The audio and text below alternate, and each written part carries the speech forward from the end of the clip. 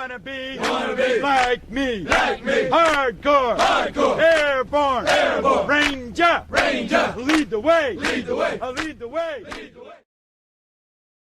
Hey, it's not Locksmith here. Okay, so we're going to actually change the button on our 4-button Ford remote here. Now, for this task here, you will need to remove your key ring.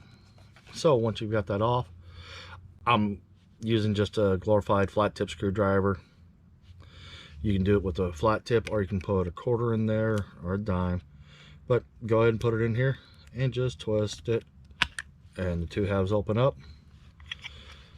The back cover, little rubber gasket popped out and brought the battery out with it. You might get lucky and it might come out that way. If not, don't sweat it.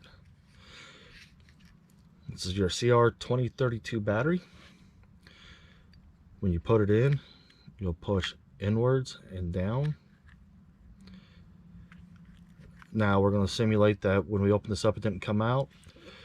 You'll turn around and push down on the battery and push it away from you, and if it doesn't want to pop out and you go like this and it doesn't want to come out, take your flat tip and just lift it up in that corner and the battery flies out. So we'll go ahead and reassemble it. We got lucky on that one. Make sure your seal's sitting down in there. Take and flip your remote over and go ahead and snap it back together. Hey, notice you're done.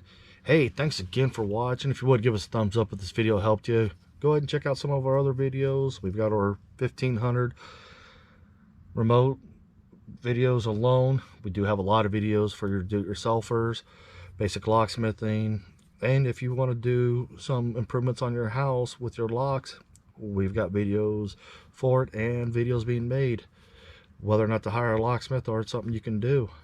Thanks again for watching. Let's be safe out there.